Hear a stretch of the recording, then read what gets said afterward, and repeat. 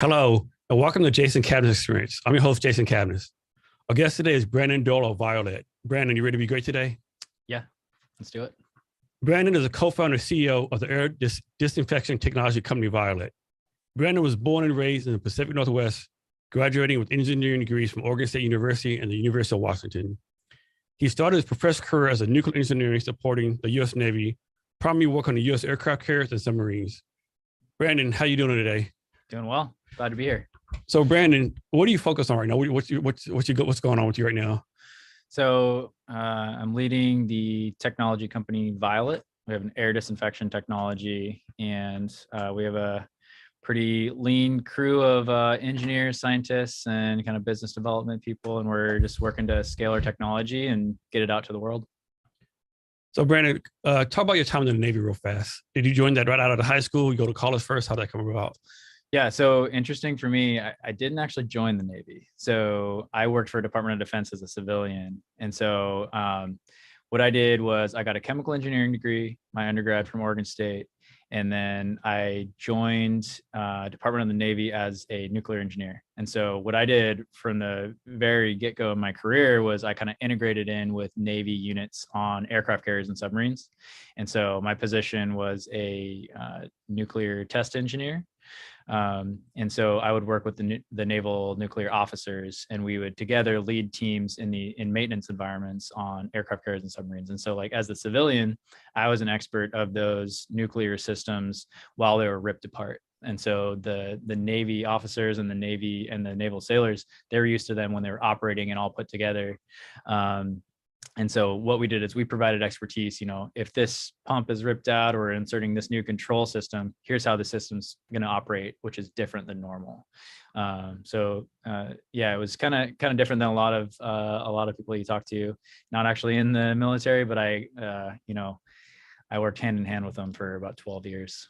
Yeah, like I had no clue that I guess I figured they let civilians on those ships, but I had no clue. I would never thought a million years they let civilians on submarines.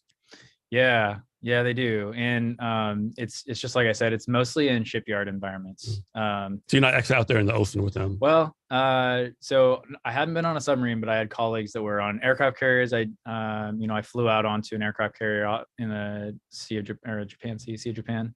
I took an Osprey, actually, which is a really cool experience, landing on the flight deck and kind of trained the crew for a week and a half as they were coming into port. So I had some of those experiences, but for the most part, it was when they were in a dry dock or in port getting fixed up. How long you do that for? So 12 years. And that actually my whole career was doing that before jumping into this startup. Tail end of my career, I wasn't doing much of that. I was more focused on innovation and technology and bringing new technologies into the shipyards and the Navy that could improve their performance. And you actually taught like a nuclear engineer?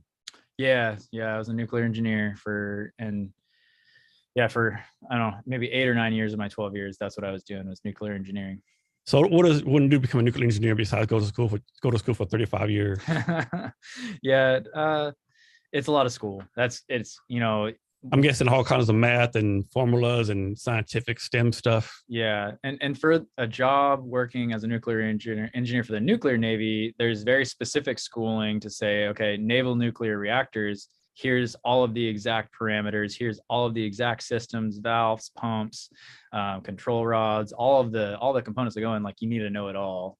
And so it's essentially, after my undergraduate degree, it was 2 additional years of training and testing. And we went through the same testing sequence. And when I say test, I mean like 8-hour written tests, like the same things that the naval officers do. So no, like a basic weaving 101, homonomics. None of that. It's a lot of physics, a lot of calculus, a lot of chemistry, just like you'd expect. So when you're on the ship, maybe this didn't happen, but do you have a situation where like you're on the ship and you're like doing stuff and some young, dumbass lieutenant says, no, that's not the way to do it. You have to like put them in this place, so to speak. Or maybe somebody senior ranking, you get like, okay, I respect your rank. You do what you do, but hey, we need to do this way. That was actually one of the harder parts of the job. Was you actually had to do that a lot, but you had to do it in a way that was very respectful, because you were not in their chain of command. And so, yeah, sometimes there'd be a master chief or a lieutenant commander, kind of giving an order to do something that was not going to be the best in the current situation, because everybody I worked with, extremely knowledgeable, dedicated. Like I was honored to work with the Navy in the way that I was. But when you come into port and you start removing systems that are normally there, there's dangers that weren't there before, and it's not in their normal day to day. And so that's why I was there, to make sure that the steps we were taking were keeping people safe. And so, yeah, that was kind of a daily occurrence, unfortunately. And so I don't know if most people know this, but most Navy ships nuclear powered. So aircraft carriers and submarines, those are the ones that are at this point. Yeah. So if you see any other type of ship, they're going to be conventionally powered. There was other types of ships that are nuclear powered kind of in the past, but we've just honed into aircraft carriers and submarines. Submarines, you get the most value because you can go underwater for 6 months and not need to resurface. Aircraft carriers, less value, but still kind of really important to be able to do it on nuclear power, not conventional. But yeah, those are the two that it's limited to. So with nuclear energy, of course, there's all the rising gas prices. People talk about, solar, clean energy, nuclear. Everyone says nuclear is the best option, of course, like the, what if factor, right? But yeah. I could be wrong, but has there ever been like a quote unquote accident with nuclear energy in the Navy that you can, that ever happened or can be told about? No, there hasn't been a major issue in the nuclear Navy, and that's why it's been such a successful program. But the reality of why is because from the very start, it was set up to be every decision was treated with a much higher level of thought and intensity. So like even the very small things, like Admiral Rickover, I'm sure plenty of people are familiar with him. He's, the father of the nuclear Navy for the United States. And he set up the system where, you could not live with deficiencies, even if they were really small. Like if you take this really small issue and it's not hurting anything now and you let it go, it turns into a bigger issue, and then it turns into an issue that can have an impact on the reactor plant. And so what we did is we treated those tiny little issues like they were a fire, and we put it out right away, so then it never got to a point where there was a major issue. Components fail, things like that happen, but there's a significant amount of training and leadership in place to handle those types of situations. And the training is beyond what you'd ever expect, drills and, all the school and stuff, everybody's ready for any situation. And so anything that could happen in those plants, there's a procedure, and those procedures memorized by the sailors and by the civilians that are working with them, so that you just immediately jump on it. Yeah, something that did happen. I can imagine a public relations nightmare that would happen to the Navy or the United States government. Yeah, absolutely. It'd be really bad. And so, there's a huge focus there, and it's for a reason, because, we need those reactor plants to be maintained safe, and they have a really solid, 50, 60 plus year track record of maintaining safe operations. How about radiation levels on the ships? Are you concerned about that? Yeah, no, not really. So over time, they've gotten stricter and stricter in the requirements of what personnel can get when they're working. And so, it's all kind of privileged, confidential information. But what I can say is, in my 12-year career, I got less radiation than a airplane flight type of thing. So it's, depending on what you're doing, you'll get next to nothing, even if you're right next to the reactor plants. But yeah, I won't go too crazy into that, because I don't want to get myself in trouble or anything. Yeah, they do a really good job. It's all shielded, and it's all, the procedures prevent people from putting themselves in situations where they get radiated. So let's suppose you're in the submarine for 6 months, you get some radiation on you. Does that radiation then decrease once you go away from the radiation source, or once you have radiation, it's always with you? So there's a differentiation between contamination and radiation. So contamination would be something that's constantly putting out energy, and the energy itself is the radiation. So if you're exposed to radiation in the reactor plant, it's going to have, if it's a very small amount, it'll have a minimal effect. If it was a large amount, you see Chernobyl and those things, it has reaching impacts to your body, because it's essentially, gamma rays going in and kind of like rupturing cells in your body, because it goes straight through everything. But once you go away from the source of the radiation, which is reactor plant or those materials, you're not being impacted by it at all. If there was a contamination source that you ingested or had on you and then you left, that would continue to put out radiation over time. But that's something that's controlled extremely heavily. Any contamination sources they don't leave the ship. Do you have to know what percent of the world gets their energy from nuclear, or what percent of the United States gets their energy from nuclear? I don't I'm have those guessing. I off the guess top it's. of my I'm guessing head, it's but pretty low. it is pretty low, and it's it's an industry that was very heavily impacted by a couple of Chernobyl, 3 Mile Island, some of those accidents in Fukushima recently, right? So when the stars align and a bunch of these things happen in our own, when you don't have systems like the nuclear navy has, where you have this process that when something like this happens, these are the actions you take, it's one of those things where it turns into kind of a PR, a news type of thing. Whereas the reality of it is, over the length of the technology, it's actually very safe compared to other energy sources. But when things go wrong, it's, you make a movie on it, right? It's I mean, oil pipelines, they leak all the time, right? Yep. There's spills all the time. There's BP, Exxon Valdez. I mean, it seems like almost every year there's an oil incident somewhere. Happens much more often, and the reality of like the deaths that come of it and those types of things. The second, third order effects. Yep, it's more with other energy sources, but it's not as newsworthy. So that's the effect, and that's one of the reasons why nuclear power is not as adopted, is because Godzilla and movies right, that's what people think of. It's not actually the case, because technology is advanced and safety systems have advanced to a level where you can do it very safely. With the Navy having so much success, how come like civilian agencies aren't copying like everything the Navy's doing? They try to. They do. Like they talk to each other.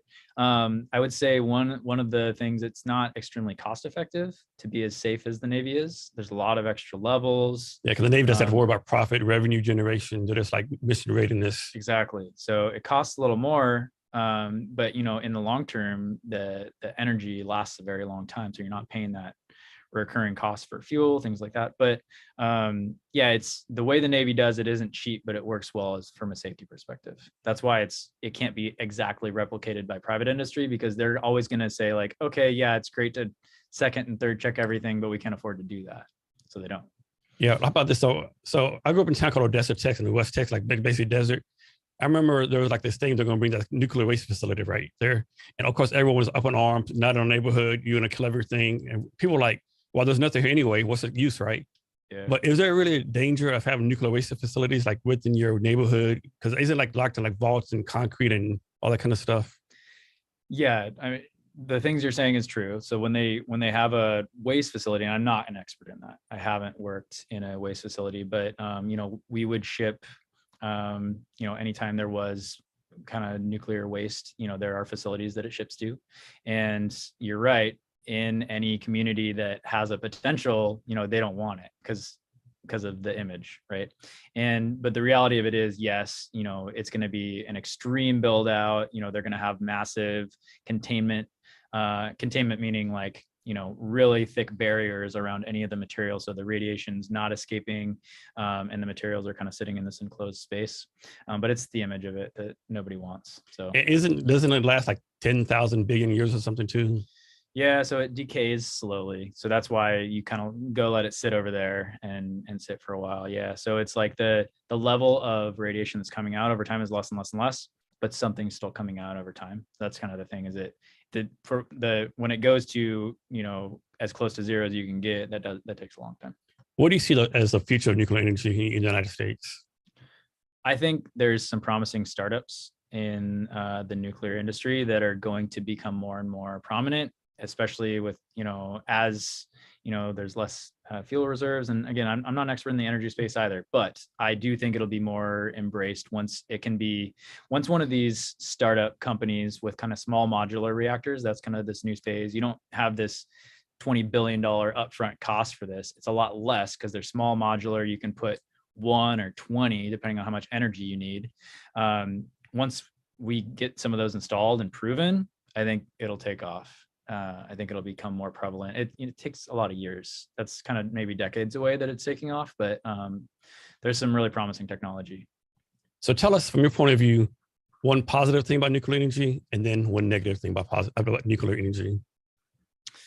So positive is that you have this really long-lasting source of energy that is not having the same impact on the climate as a lot of the other sources of energy. and it's not impacted by the sun being up, or, you know, and if you're in the Pacific Northwest and it's cloudy, solar's not working, none of those impacts. So it's going to be a reliable, constant source of energy that we can use that can keep the world going. And then, you know, the negative thing that we need to work through is it has a major stain, on a PR stain, and it's not easily going to be accepted by the world. And so there's a lot of work to do to get people to the point where they're going to be willing to, you know, easily adopt this technology. And so, you know, and there's still technical challenges. They still need to do better about placement and how they're implementing kind of the waste storage and things like that. Like, we'll continue to improve that as a country. But in general, the adoption is going to just continue to be really hard.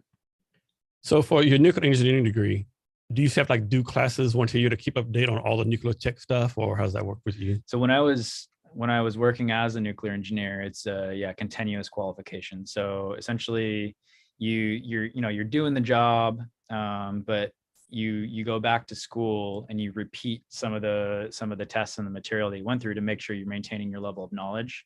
And if you don't, you actually can't do the job anymore. It's really, really strict. It's actually very competitive to get into it too. So everybody that starts this program has an engineering degree, and they were typically close to top of their class or doing very well. And it's a small percentage of those people that hire in that actually qualify to do that job of nuclear test engineer. A lot of people can't go through the rigor of the testing. It's very difficult. And then you go back every 1 to 2 years.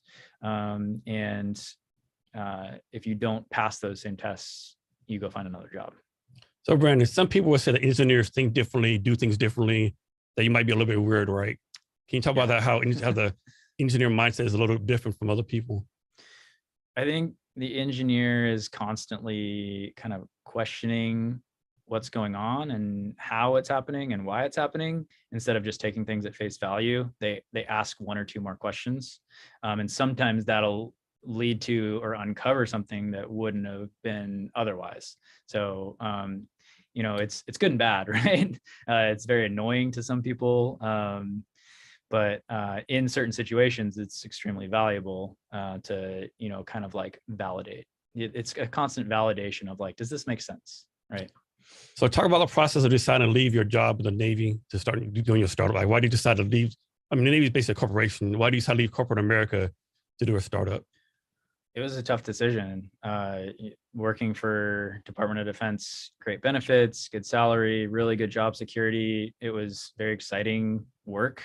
Like I said, I was, you know, taking ospreys onto aircraft carriers in the middle of the ocean periodically, and traveling to Japan a lot, and San Diego, and some cool places. But in the latter part of my career, I mentioned I was doing innovation and technology, and effectively the pandemic started, and we had all these critical workers that had to be in these spaces working on aircraft carriers and submarines. So they couldn't be remote like the rest of the world was starting to do. And so we're like, how do we keep them safe? And so I was helping to lead a team of engineers and technologists to say like, okay, what are some good solutions to keep them safe? Because they have to be there. We don't want them to quit. We need this work done. It's critical for national security. What are we going to do? And so, you know, we were testing solutions on pathogens and Navy laboratories and saying like what works and what doesn't. And essentially kind of like learned a lot about, okay, most of these solutions don't actually work very well. And they weren't going to be keeping those workers safe. Learned a lot about UVC light. It's essentially a wavelength of light that has germicidal properties. So it'll disrupt DNA and RNA in viruses and bacteria and other pathogens. Learned how it worked. It was typically working well on surfaces. So if you have a UVC source and you do this over a surface, it's going to kill what's there, but it takes a certain amount of time for it to work. And so I learned a lot about like how much time it takes and what the drawbacks are of that.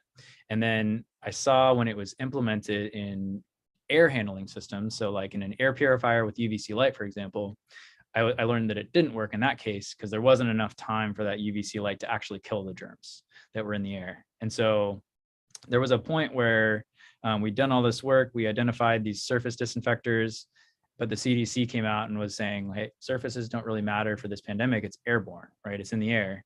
And so I had learned these airborne solutions don't work. UVC light does work, but you have to harness it correctly. And then took some time and was able to have developed this system that properly harnesses UVC light. So it gives the air inside the system enough time for that light to kill the germs that are in the air and then have clean air come out. And so it was kind of an aha moment that, okay, we can use this technology for air in a way that nobody else is, but how do I transition to that as a full-time gig? Like, that's the process. And so that was, I don't know, 10 months of, here's the idea, here's the technology, here's the prototype, here's the patent submitted, starting to build a team, starting to do some investment, still while doing double duty, doing the startup and doing the full-time job.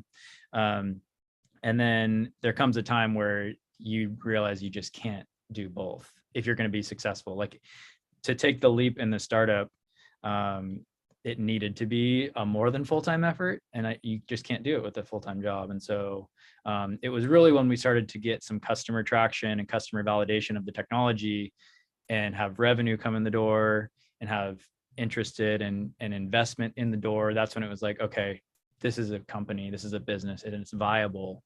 So make the transition. It was a hard decision though. So question for you, since you started this for you in the Navy, knowing the Navy said, hey, this is Navy technology, the Navy solution, you can't take it with you. It's an interesting differentiation, because we didn't invent any of this technology with the Navy. What we did was we studied UVC light, which is 80, 100-year-old technology. And that's not really IP or patentable. But what I did outside of the Navy was I said, how does that germicidal light source get harnessed in something that's moving air through a system? And so outside of the Navy, that's what I developed. And that's what Violett owns for IP is just an air handling system. That's what the patent is. It's not UVC light per se. So for those that don't know, what's a pathogen? A pathogen's another word for germ. I should stop saying it because it's a little too technical of a term. It's just a germ. It sounds a little more scientific. Yeah. And I'm guessing like the microscopic size. Yeah. So a virus, bacteria, mold spore, protozoa, any of those things are pathogenic, which means they're gonna come try and harm you as a human being. They're gonna get inside of you and try and harm you. And we don't want that to happen. So we try to kill them. And so the UV light just destroys it, or does it destroy it, or does it make it into another component? So it prevents it from reproducing, so it dies. So it disrupts the DNA and RNA, so it can't go serve its purpose. Every virus goes out and just tries to reproduce in human cells. And UVC light prevents it from reproducing. And when it does that, it effectively gives it a death sentence.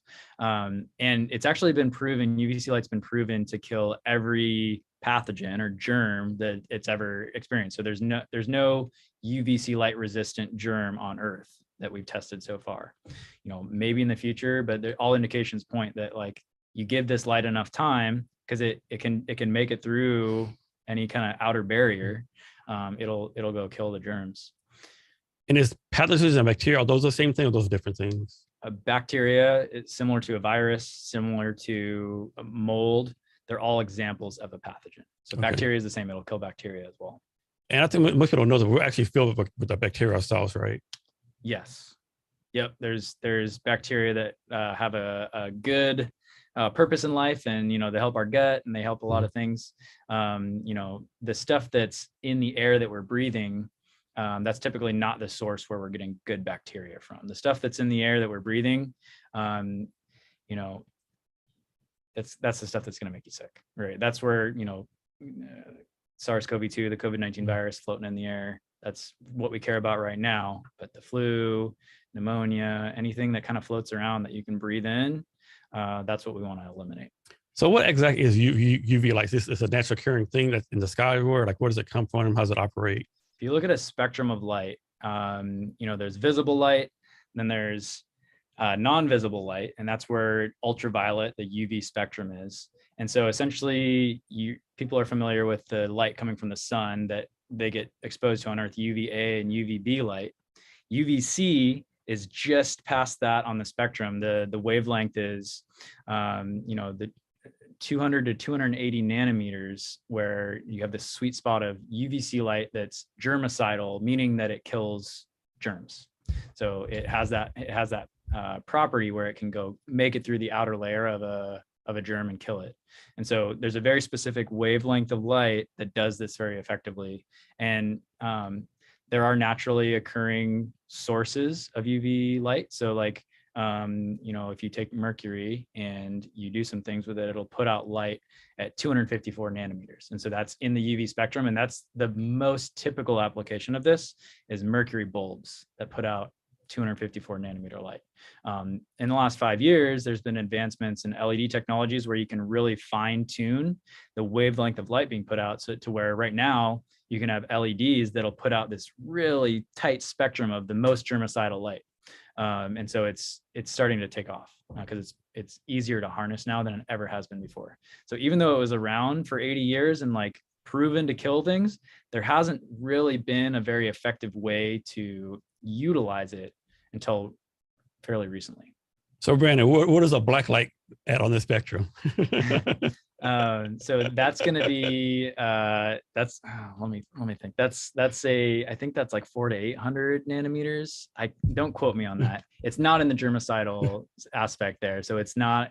So don't use black light to try to kill germs, right? No, and there's products that do that. Ultraviolet UVC light is non-visible. So if you're using a light source and you're shining it around and it looks purple, that's not UVC light. And maybe there's a little bit of UVC light in there, but anything you see, any purple you see, that's in the visible spectrum, and that's not killing germs. So Branden, talk about your aha moment where you said, okay, I might have something now. Let me talk to the family about, getting, quote unquote, quitting my paying job and like going on, and like what happened? Like you send them more customers, revenue, or just like people telling you, hey, you got something, you need to go all in. What did it for you? I think it was the combination of having a product that was physically produced and working as expected, combined with talking to, so we decided to go after the most, and try to help the most vulnerable populations first. So we looked out and said, okay, elder care and healthcare have a higher burden than the rest of the world does right now, as far as needing to keep them safe. Maybe, education might be in there as well with kids that aren't able to get vaccinated, things like that.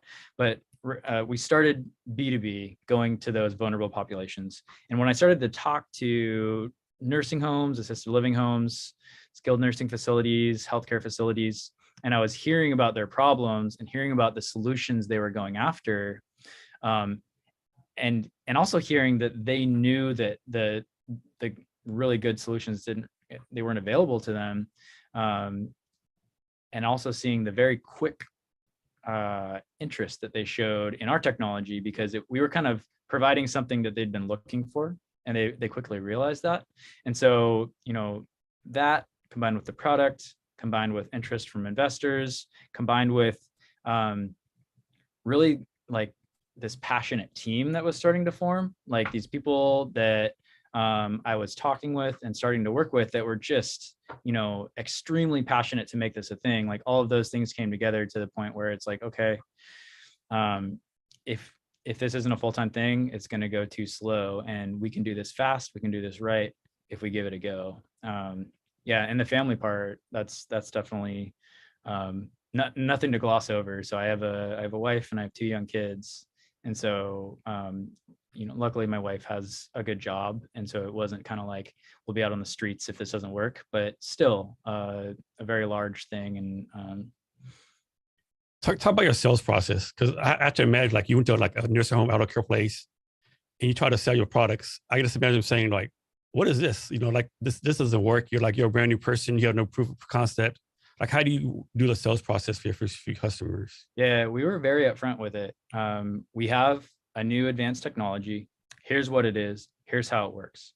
And so what we made sure we did was we had the right people in the room there. So, okay, sorry. First thing we did, find warm intros. Don't go beat down somebody's door that has no idea what they're talking about. So we went through and we found some connections that gave us warm intros to these organizations that had a need in elder care. They had people getting sick, they had people dying, they had their staff quitting, they had all this stuff going on. And we had a solution that could help. And so somebody said, hey, here's here's this technology that we've taken a look at and it looks interesting. You guys should take a look. And so we already had that warm intro, which is critical as an early startup to not say, hey, I promise you it works. Like having somebody else vet you first to the customer, that's hugely important.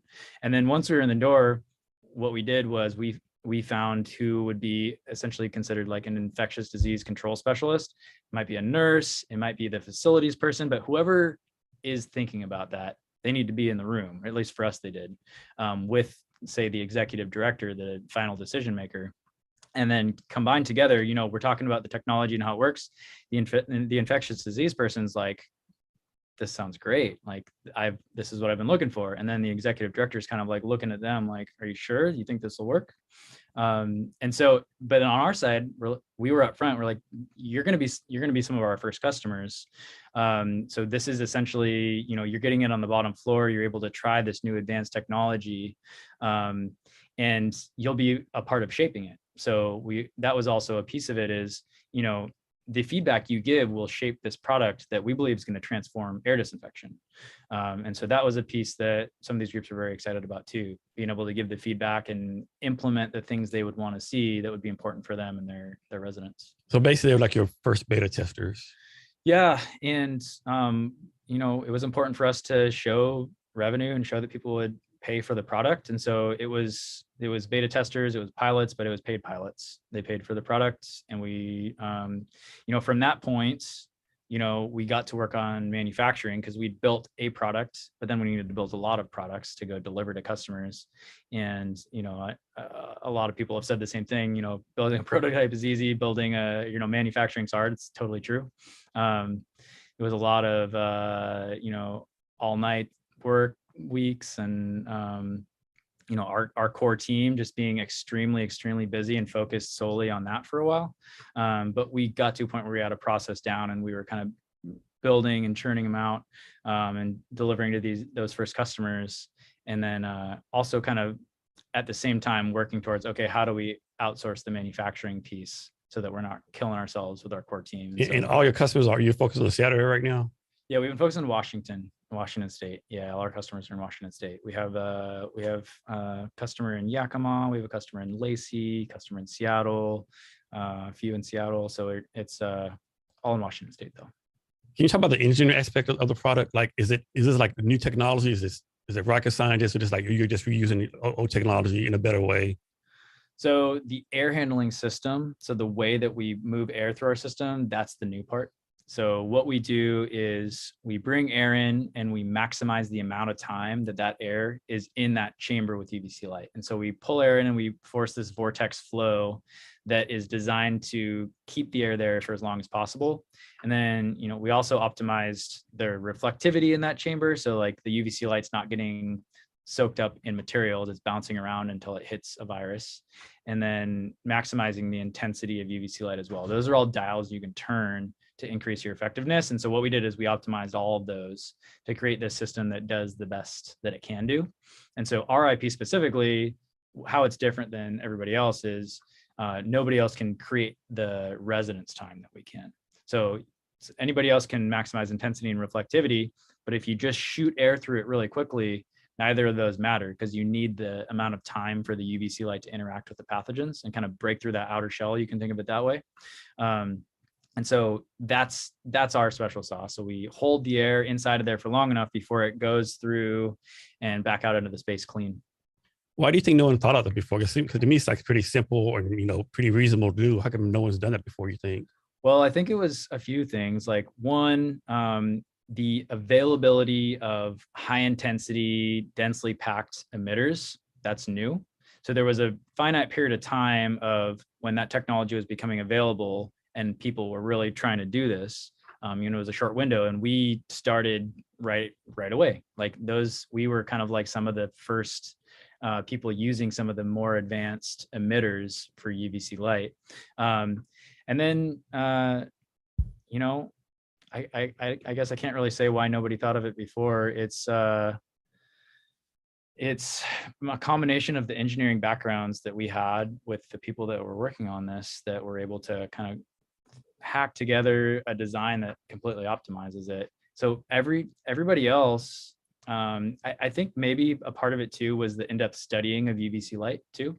So understanding that if you don't have the residence time, that the UVC light doesn't actually work. Most companies took the step of just putting a UVC emitter in a standard air purifier. And they typically have a filter and a fan, and you just blow air through a filter and back out. And they just took the easy route and inserted the UVC bulb inside of that device, and then put the product out. I think it was kind of like most groups wanted to get something out as fast as possible, which has its value, right? And a lot of them got initial sales, but it's not a way to create a technology that's going to stick, because it's not actually performing the effectiveness. It's not going to be able to go get third-party independent testing and say this is better than anything else, because it's not. And so, it was just a combination of the right timing of our team, of technological advancements in the UVC space, and then just putting in the hard push and time to optimize that system. Can you talk about the process of getting your IP and your patent? So I was lucky enough to have a really good family friend who's excellent legal advice. And so he connected me with a really good IP attorney. And that was kind of the first thing that was done. Was we had, here's the idea, here's how it worked, patent it.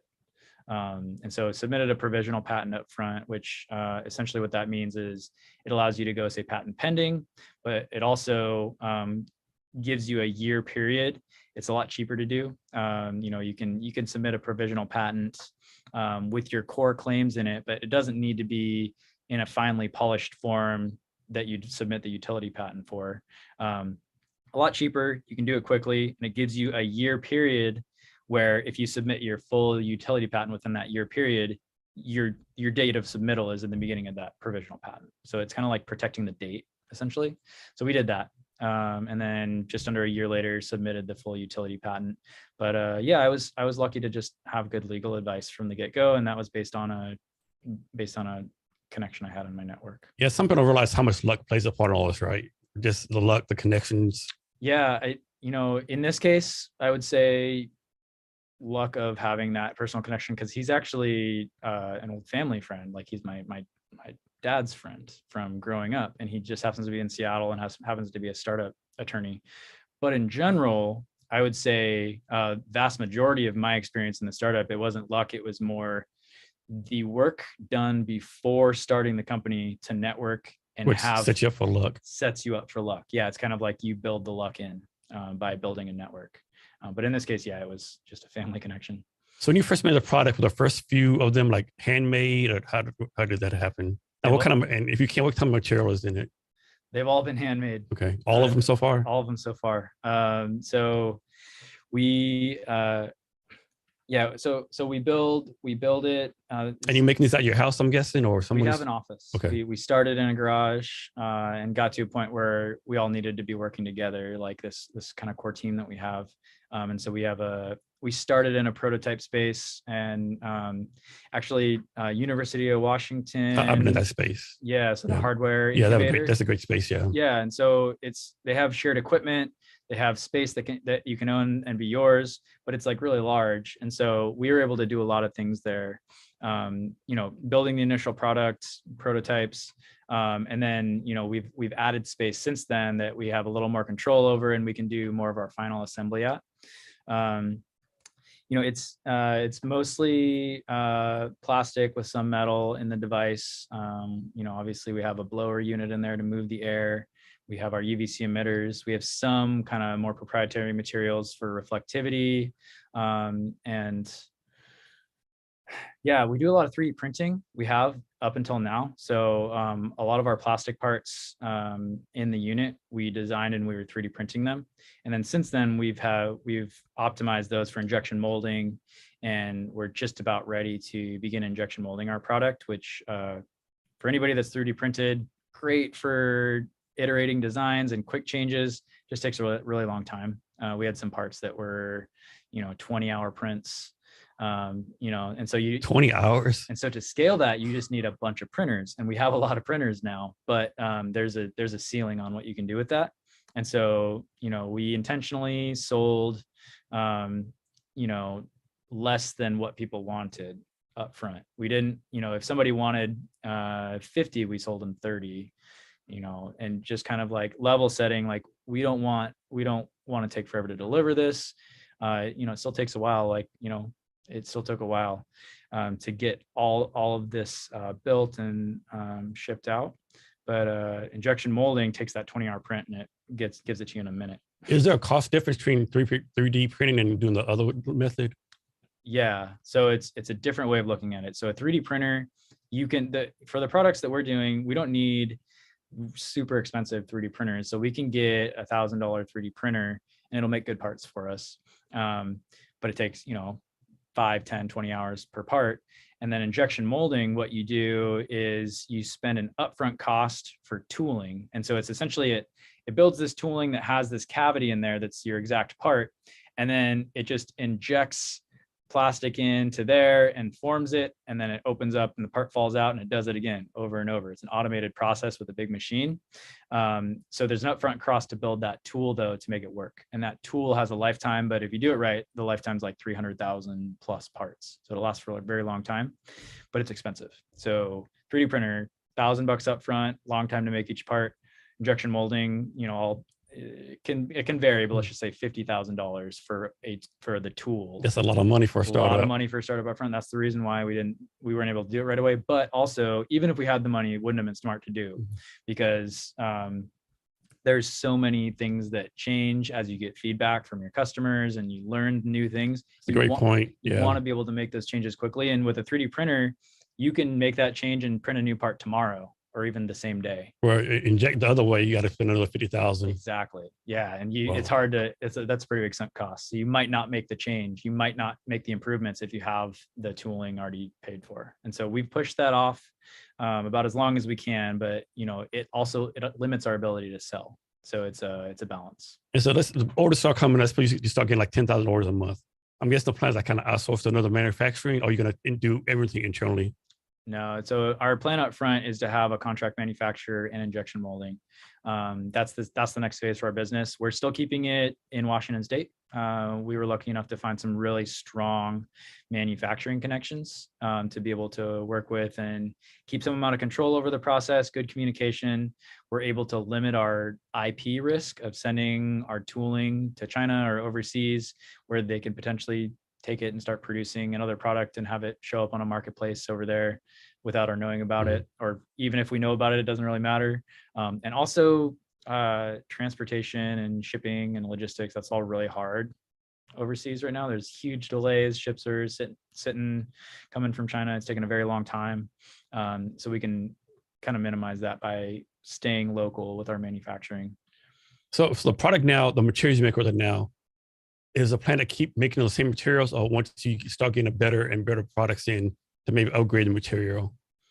There are some components that we know we'll be able to upgrade with some more R&D and investment, and also at scale. So there's very few specific parts that we know we'll be able to make improvements on. Some of them we feel like we've sourced the best material that's going to be available for us. But yeah, the reality of our technology is that it actually can be packaged in a lot of ways. It's a platform technology. So we have it currently as a portable unit. So you can flexibly deploy it out, plug it into a wall, and it works. You can plug it in here. And even if you had central HVAC, even if you didn't, doesn't matter, you can still use it. But obviously there's plenty of cases where you want it to be built in. And so we have a couple of those solutions where they can be built into a new build or retrofit into an old building, where you don't want to take up floor or tabletop space. You just want it to be working, right? And so those are kind of the next steps, and the materials and the specifics of our current product won't translate over, but the core technology will. The core technology moves over, and maybe it's made out of metal and you build it into the ceiling, but it's working the same. So talk about how you built your team for the startup, how that come about. Well, I talked about the networking before you ever start it part. Like I would say that might be the most important part of any of this. So you're not going to be able to do any of it successfully on your own, no matter how smart and hardworking you are, you're just going to be limited in what you can do. So you need to have people that are ready to, that trust you, that believe in you, and are ready to help you out when you're ready for them to help you out. And you do that by reaching out and providing support and help to other people without asking for anything in return. Have a network of people that, would be excited to help. And so I experienced some of that. I had a lot of, I can't come from the engineering background. I know a lot of smart people, and there was a lot of people that were ready to kind of jump and help out wherever they could. Some of that's translated into, starting to bring them on full time. Some of that is in advisory capacity for the company. All of it's been really valuable. But I brought on an engineer that I'd worked with before, that I trusted, that I knew his skill set, and I knew that he had the skills that we needed. But even more so, I knew that he had the right attitude. So in a startup, I would say maybe the most important thing above, experience is going to be the attitude and the willingness to put in the work that's needed in a startup. Because no matter who you are, it's going to be more than you ever expected. It's not a 9 to 5. No, it's more than any day job you've ever worked. There's, it's all riding on your shoulders. If you have a bad day, there's nobody else to pick it up. And there's a lot of people that don't want that. I'm not going to say they couldn't do it, but they don't want it. And if there's other choices like a regular good paying job, they'll learn quickly that that's. I mean, it's a big risk to work for a startup, whether you're a founder or just a regular employee. It's a big risk. It's a huge risk. Yeah. And so you need to, be extremely invested, and you need to find people that are just really excited and invested in what you're doing, and they think it's going to change the world, because then they'll want to go, join you to change the world. Right. That needs to, like, the mission driven aspect and being passionate. That's huge. Yes, they need to have some semblance of the skill set you need. Definitely. They need to be, you'll hear people say you need to hire the A+ team or else you'll fail. But there's only so many A+ players out there, right? There is, yeah. And so you need to look past experience and find the right mentalities and the right people that you think are going to grit it out with you and put in the really hard nights and not have it destroy you, right? If you have somebody that would easily give up, they're going to give up, right? They're just going to, they're going to quit because it's hard. And the reality of it too is you want to have the people at the front pushing really hard, because that's what's going to lead to a startup being successful or not.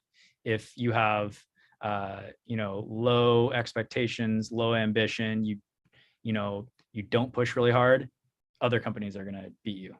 And so as an employee, it's in their best benefit to have a leader that's pushing really hard. But if the employee can't handle that because they're not used to it, because of their day job, that kind of thing, they'll burn out just quickly. So from your point of view, is it better to have like an A+ person who's, they're in, but not really all in, they're doing their best, but they're, they take it or leave it, or B- players like all in 24/7? So, for me, my weighting scale is based on the investment and the effort they're going to put in, because I definitely believe that, people can learn and grow from where they are. So, I would say if you're looking at it based on a resume, and this resume is an A+, this one's a B-, and this one's going to be all in, this one's going to be half in, B- resume. But my grading scale is not on the resume. It's on the effort and the mentality they're going to bring to the startup, coupled with the fact that they have some of the skill set and they're going to add more and more to it. You have to be strategic there, because if you're a founder that doesn't have, if there's nobody on the team to teach, then you can't take somebody that's never done it before, but you also don't need somebody that's done it 5 times before. Yeah. Right. So how many people are on your team right now? So we only have 3 full-time, but we have about 13 part-time. So we've been utilizing a lot of expertise in sales, in manufacturing. We've actually had a number of interns from University of Washington that we've brought on, and for UX design, like building out a mobile app. That's something I don't talk about a ton. We haven't launched it yet, but we're going to be able to remotely control our device and have embedded sensors that show pathogen sensing and air quality. sensing, which is going to be a great feedback loop for customers.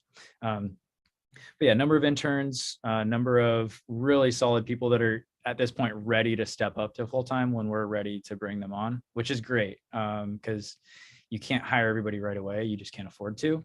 But as long as you have people that are excited to join when we're ready, and that's kind of what we've tried to set up. And we have, in my mind, we have a really, really cross-functional and great team that is kind of ready to step up now. We're doing some fundraising now to be able to support growing that team. Yeah. So the people in your team, do you have a person who connects to all of them, or is anyone on your team somebody you didn't know before this? Yeah. So my co-founder, Jessie Perez, she's a PhD molecular biologist, and I actually met her through an entrepreneurial group in UW. So for me, I'm always of the mentality of taking advantage of every opportunity that's out there. And up front, as a engineer turned entrepreneur, a lot of that was entrepreneurial. So I did a Wharton Business School entrepreneurship class and met a big network of people there, learned a lot. I did this University of Washington co-motion system entrepreneurial coaching class. And that was actually game-changing for me and for the company too.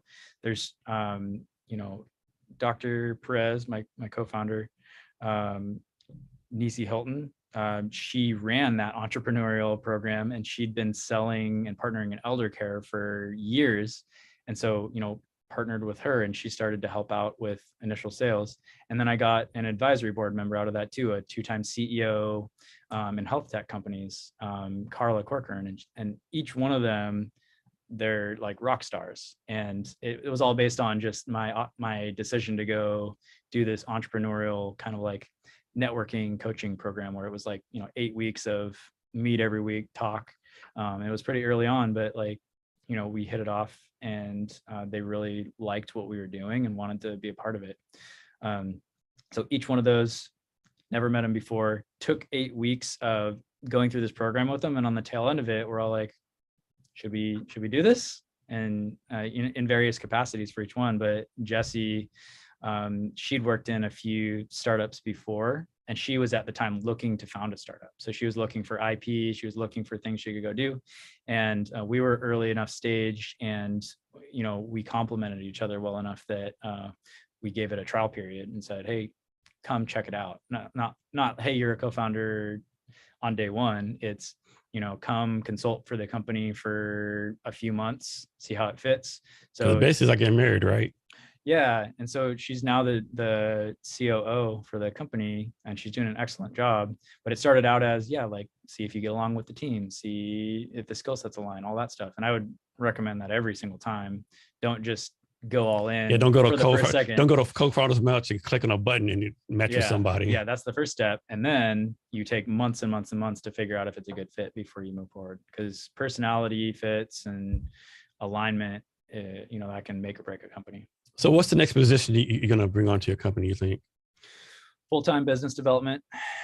So, sales has been essentially part-time consulting / advisors helping me and Jessie as well do it. Like I've been doing most of that with help from Nisi, who's been advising very well, but she's had another job. And so filling that position full-time is going to be the next role. And then pretty quick after that is going to be kind of the manufacturing aspect. So we have people kind of like that we're looking at for both those positions. We're working to close a funding round right now that gives us the ability to fill those full-time. So for either position, talk through how you convince someone to take one of those positions. Like, how do you incentivize them? How do you convince them, motivate them that they should join you? How do you usually do that? Yeah, so the first part is just making them a believer. So showing them everything you can, indoctrinating them into the technology and how it's kind of like groundbreaking and how it's going to make a huge impact, and then really put that mission piece in it, right? Like they're going to make a difference. And then I do believe in sharing the company too, as far as equity. So make the key hires part owners of the company, so they have a stake in the game. And if they do a good job, that translates into their portion of the company being worth more money down the line. And so finding people that are interested in a combination of salary and equity, which is obviously that's nothing new. That's like extremely common for a startup, but I think it's very valuable. I think the challenge, like most people don't know what equity is, right? So you try to convince, you have to talk about dilution. You know, like I tell people come up for me, like you have this present equity, but in reality, I'm telling you, like it's present equity, same as me telling you, hey, the pot will go there in the rainbow, you'll get it right. Yeah. It's probably not going to happen right, but I don't want it to happen. So yeah. Yeah, it's a conversation for sure, because if you've never worked in a startup, you have no idea what's being told to you, right? Like so you want me to work 80 hours a week for magic beans? Yeah, and so it is an educational part too, and so, you know, you have to show like, you know, yes, our company is early, and here's where we want to get to, and if we're successful, here's where we'll get to, and at that level of success, here's what these stock options or this equity is worth, and show that journey and say it's not a guarantee.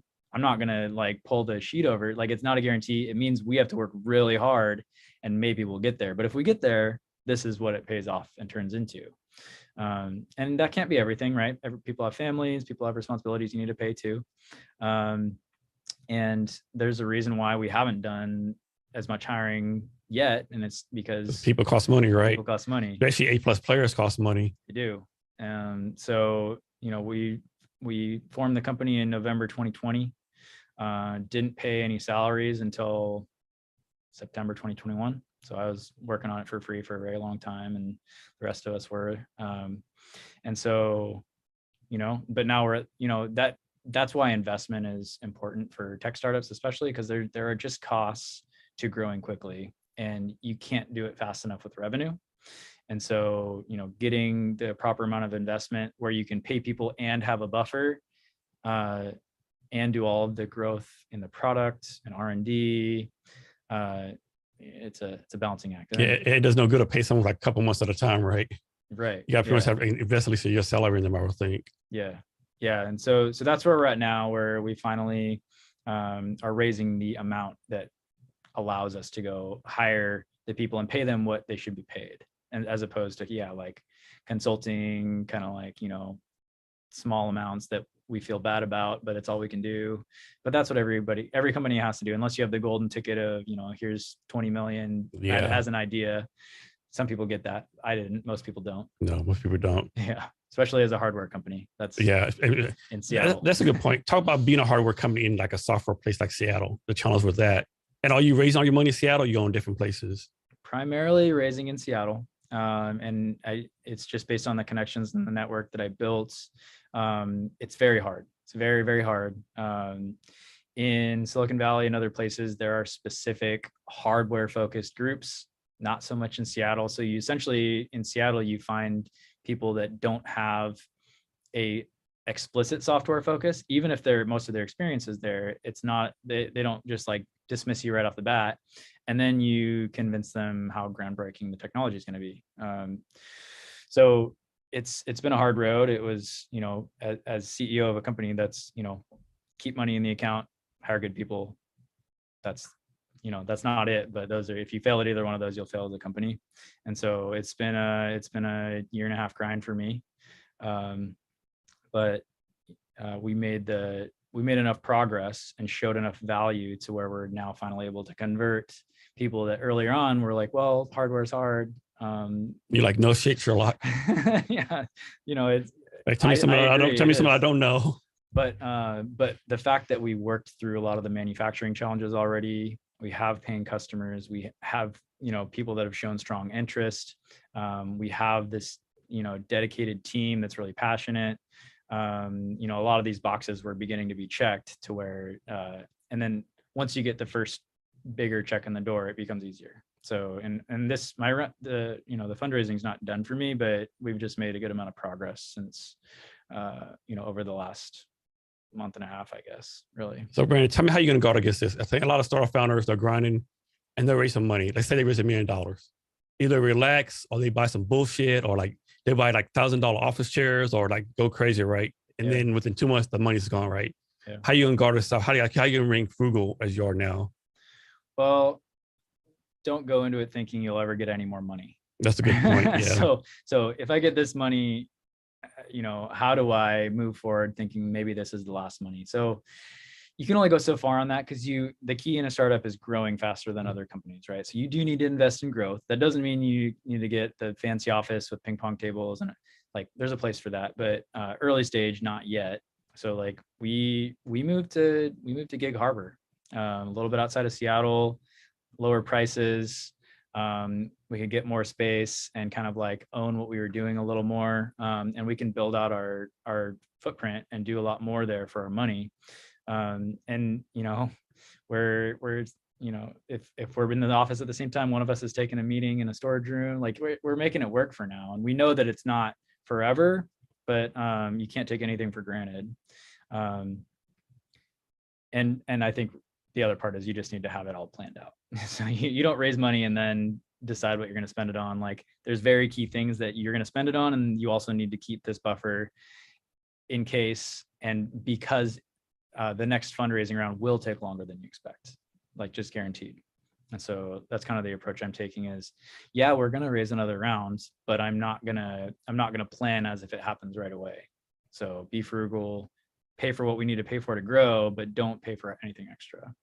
So being a star founder, like the product's a full-time job, tech's a full-time job, every little business thing is a full-time job. And on addition, then of course, fundraise like probably 2 jobs, right? How you prioritize your time, how you make sure you don't get crazy, don't get burnout, like how you work with all that.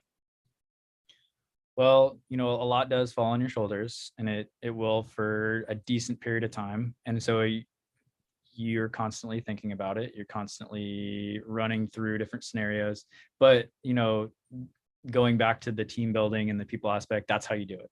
You find the right people and you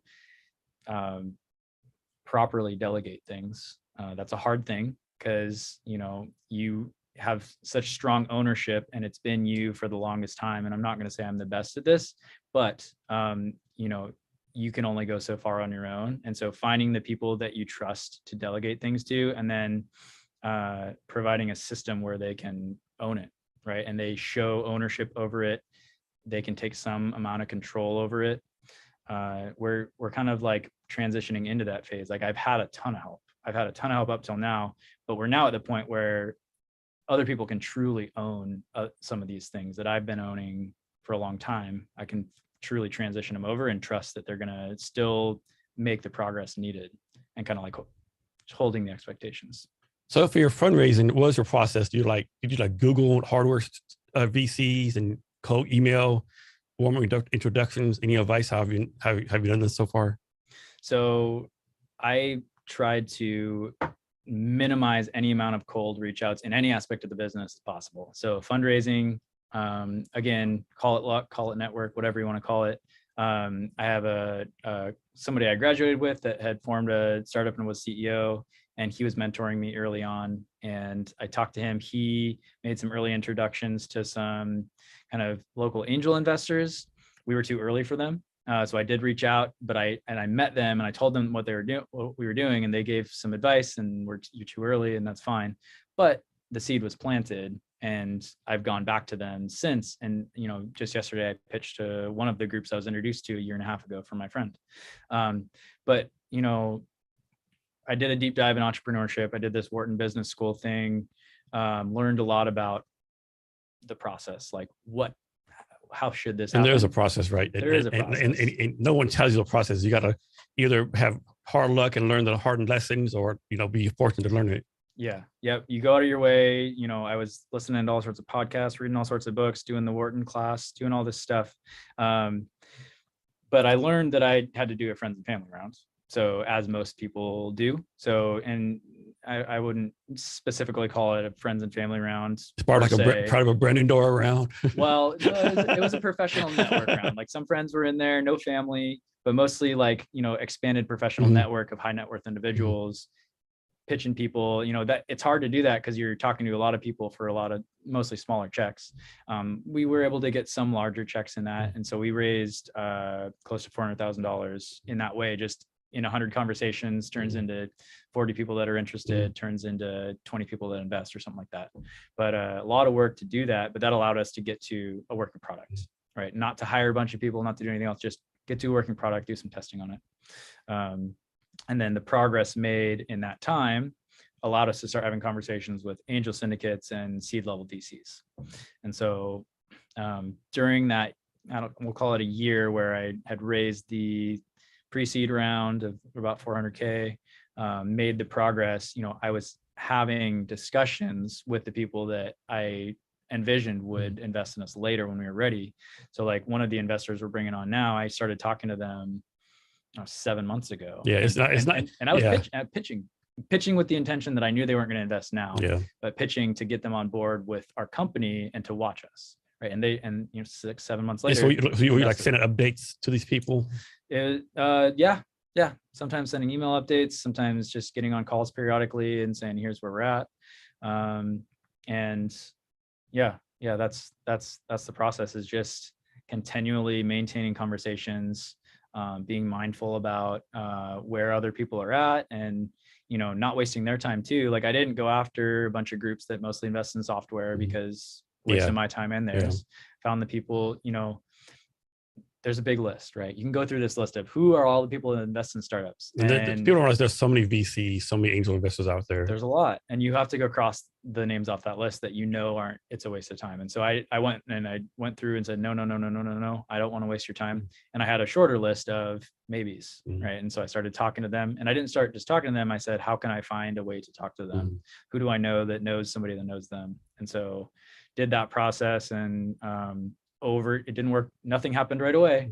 But over 6, 7, 8 months, it finally started to turn into investment. And then another thing I did was I put myself out there in investment competitions that were more public. And so that is harder. It's a lot more work. A lot of time investment, typically for a lot less money than you'd get from like a couple of conversations with a VC.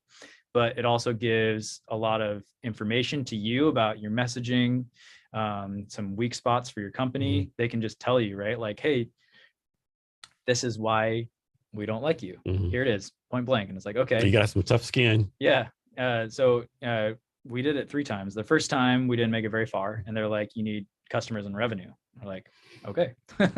And then the second time we had customers and revenue, we had a lot of traction. We made it to the finals. It was Seattle Angel Conference in the the SAC 20 cohort. Made the finals in that, didn't win. I think we were pretty close, didn't win.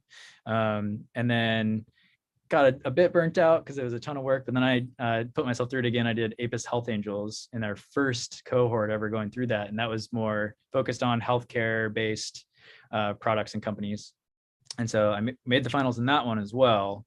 And then through that process, when you get in the finals of these competitions, you go into due diligence for about a month, and there's a team of investors, and they're typically newer investors. That's the goal of those competitions, is to train investors, really. And then you just get a ton of feedback.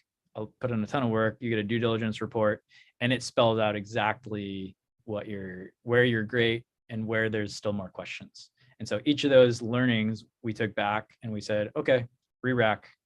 Sometimes it's messaging, sometimes it's the product, sometimes it's an aspect of the company. Make an improvement, go try it again. And then after going through Apis Health Angels, we made enough progress and had enough visibility that we were able to finally start getting some traction in fundraising. For Seattle Angel Conference and Apex Health Angels, is the pitch award money about the same? Yeah, the goal is for them to be around a $200,000 investment if you win. So my question for you, right? Like Seattle Angel Conference, I'm a big fan of John Seacrest. I like what he does, but man, you do a lot of work, right? A lot of work. And like $200,000, that's a lot of money, but is all that work really worth it? We know you're probably not going to win. If you're looking at time invested versus money you get, it's not worth it. Yeah. If you look at time invested, feedback you get, improvements you make, network you build versus the money, then I think it is worth it.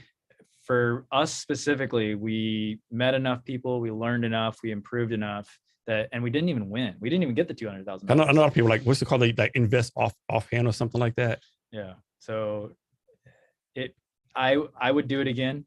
Even though that parts of it, I was so burnt out in the process that it's crazy to think that I would say that, but I would do it again. And I think it was valuable, and I would recommend other startup founders do it, especially if you're kind of like just before taking off. If you're getting a ton of traction with VCs and other investors, you probably don't need it. But if you're just before that stage, I think it can put you over the top.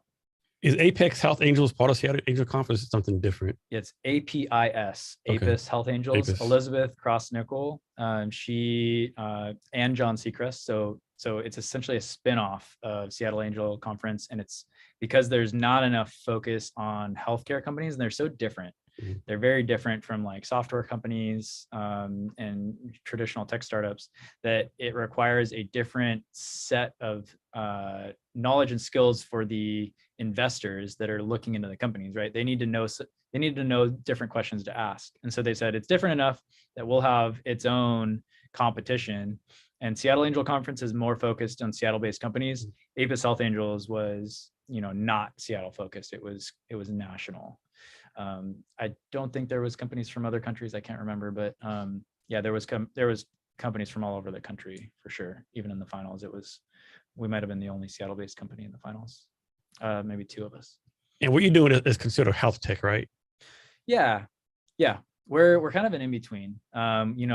In that competition, we were competing with drug development, with like medical devices that you implant with like a heart and preventing heart attacks. And that's not us, but we are providing a healthcare service. We're providing clean air quality in a room that improves a healthy environment and prevents people from spreading, disease between each other. So it's on the border. It's like on the border of kind of like hardware technology, healthcare technology.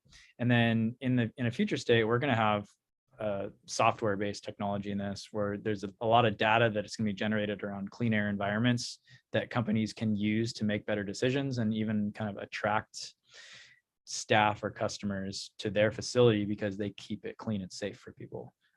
That's not the focus for our company yet, but it will be a big part of our company moving forward. So it's like a little bit of a lot of things. Are you able to say to a potential customer, use a product, we'll decrease something by this amount, increase something by this amount? So we've done third-party independent testing that's shown how much of an aerosolized virus we kill in what period of time. And what we've shown with that is that we can do it faster than competitors, and we can do it a lot cheaper. So we can kind of like disrupt existing products that are out there. We're doing some additional testing with some universities that's going to be showing essentially prevention of transmission. So I'm sick, you're not. Air is processed through our device. You wouldn't get sick. So that testing is not completed yet, so we can't like put that on our website. But that's in progress right now.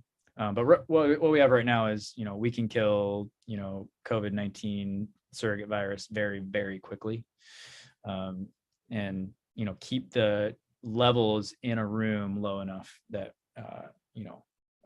could help prevent people getting sick. So let's say someone's using a product, and I'll obviously make this up, but it decreases the pathogen by 80%, right? And then they take the product out. How many days does it take to get the pathogen back to the previous level without your product in there? So the reason why it's valuable with using UVC light and have it continuously working is because at any given time, if somebody comes in here with COVID and sneezes, it's just a spike, right? It's back. But if it's in the room and continually processing the air, you quickly keep that at a normalized level such that spike that would be there if the unit wasn't in here, it's a very small blip.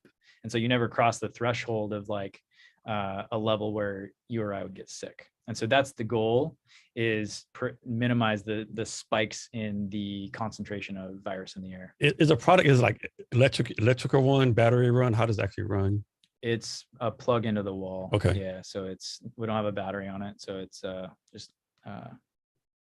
plug-in powered. So totally random question, and you may or may not know. The air in the airplanes, are they clean, dirty, or should we be worried about that air in there? They say they circulated from the outside, but So I'll be careful how I answer this one, but what I will say is, in general, they use HEPA filtration on airplanes, and they move the air through there pretty quickly.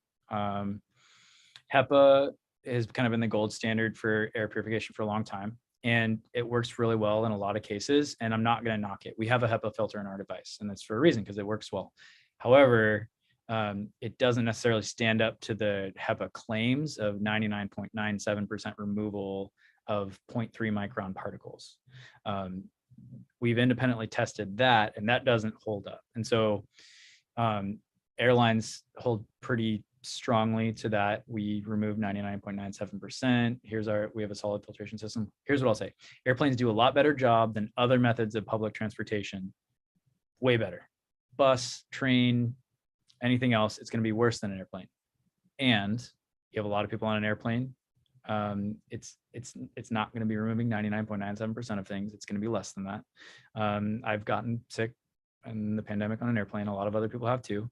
It is what it is. If you need to fly, you're going to fly. But I think we could make it safer. Talk about the article that GeekWire did on your company.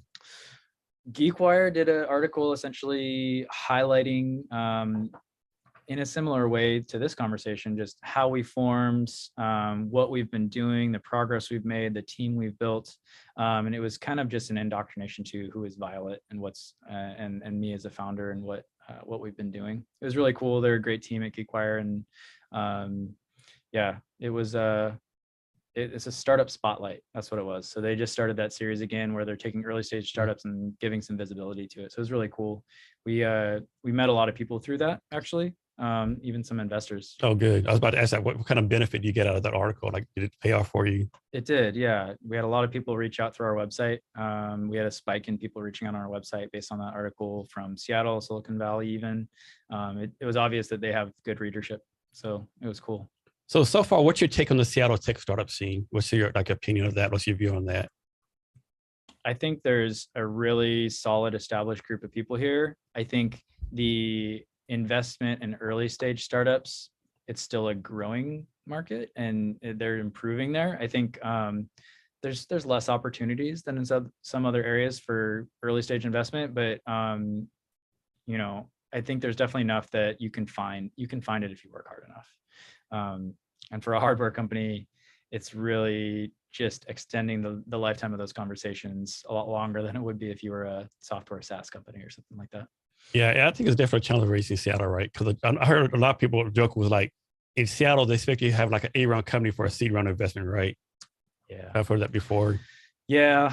And for early stage, you're typically looking at smaller investment checks. So you're getting checks from more people. And then you have to do more work for the smaller checks. You have to do more work for the smaller checks. Typically, the early rounds are more angel investment in Seattle, whereas in Silicon Valley, there's plenty of seed level VC groups, people that can write majority of the check or a bigger check, and then yeah, it just takes a lot less time.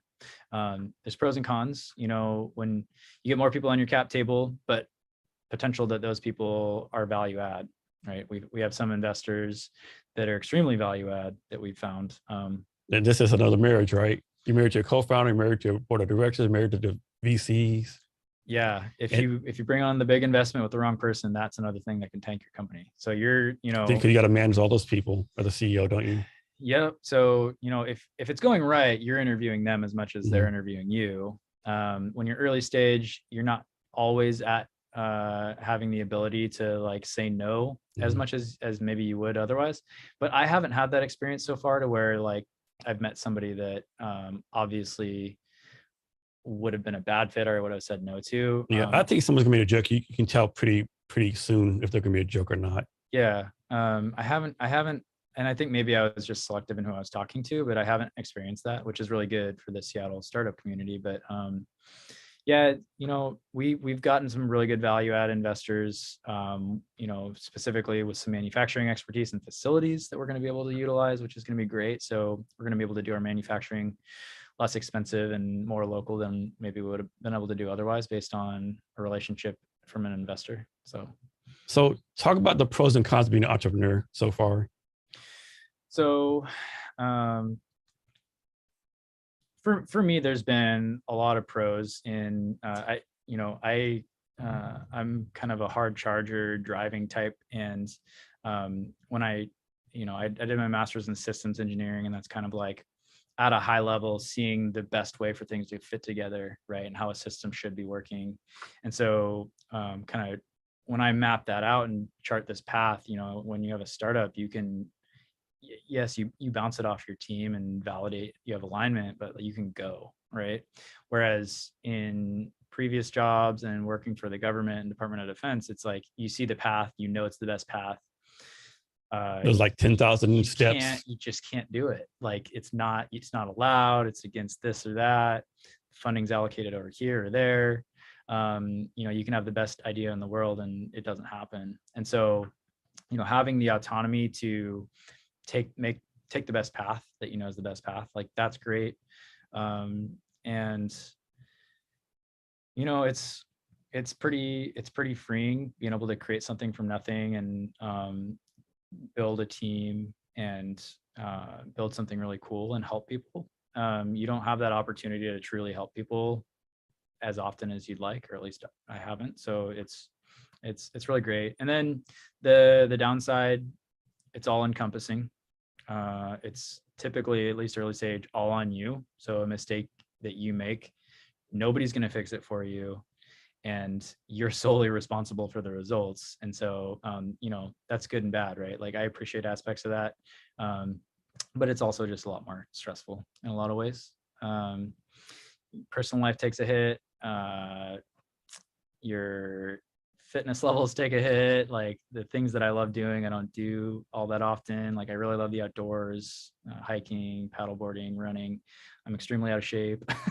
I just signed up for a run, like a run with a group. So I haven't started training for it yet, and I have this date looming. So I'm like stressed about that too, because I know that's gonna be painful. But yeah, there's downsides. It's at least until you get to a point where you have hired a staff that can run with things. You're gonna own a ton of it, and so you're just there's other aspects of your life that are gonna take a hit. How you do this? Like I like to say, being a startup is not unicorn and rainbows all the time, right? I suppose something went around the company, you're having a bad day, a deal broke through, whatever.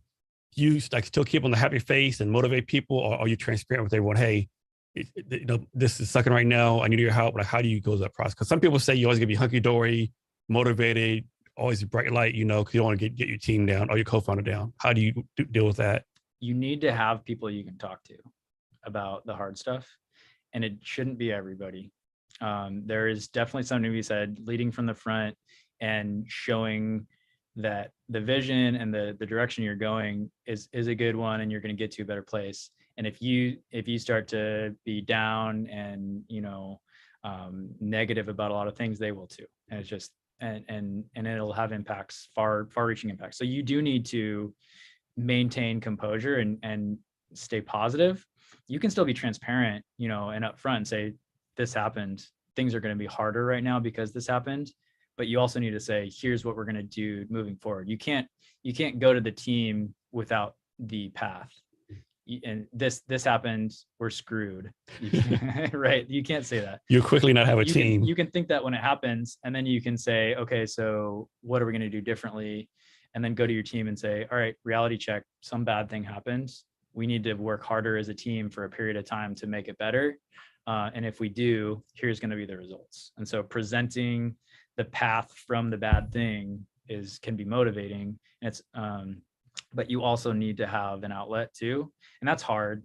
Sometimes it's isolated and you don't have a lot of people to talk to, but that's where advisors come in really well. So setting up an advisory board that has people that have been through the CEO job and or whatever job you're doing in your startup that you can go talk to. Do you think having like a bad time in your startup is actually good for you, because you have a bad time, but it's still the middle of your people? Like you had a bad time, but if something's good, everyone's doing what they want to do. If something's bad, so you're like, who's going to quit on you, so to speak? Yeah, I think if things are too easy, people will get complacent.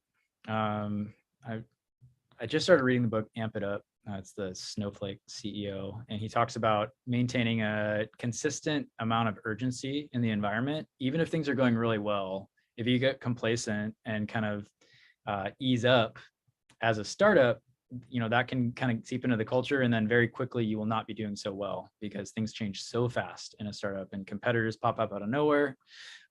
So always, even if things are great, what's the next thing we're working towards?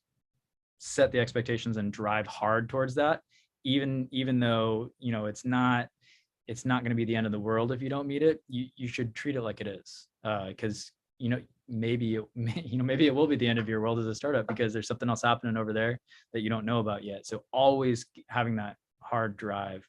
But like you're saying, if things are harder, it will bring out the best and the worst in people.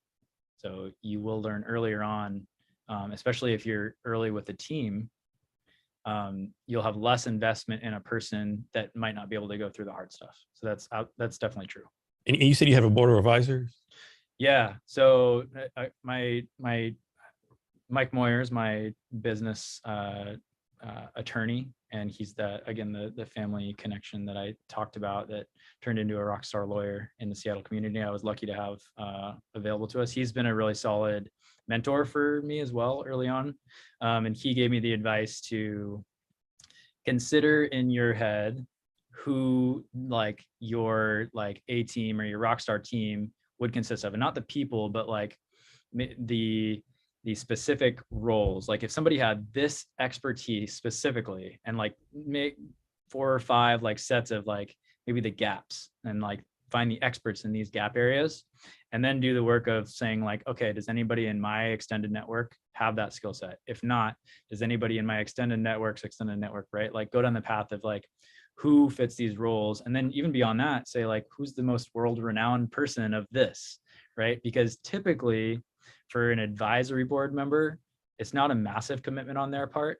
And typically they're more honored for the request than anything else. You go to them and you say, hey, you're an expert. I respect you a ton. I have this startup. I'd love to just get advice from you once a month, and I'll give you some equity to go with that.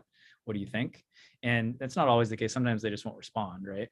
And that's fine, because especially if you go for like the celebrity type, like in my case, like my celebrity scientist type or whatever, it's fine if they don't respond. But if they do, that might be a huge step up for your company. So that makes sense to do pretty early. And what I found is that reaching out to advisors early and getting people on board, because it validates your company, right? Validation of the company, but also has created these opportunities to convert those people to employees because they're bought in early. And if the opportunity presents itself, then it's somebody that's ready to make the jump instead of trying to recruit cold. So how you take care of yourself? Well, I'm thinking you like me, like I suck at that. So I'm thinking you're gonna say about the same thing. Yeah, it's been really important to me my whole life, and I've struggled with it.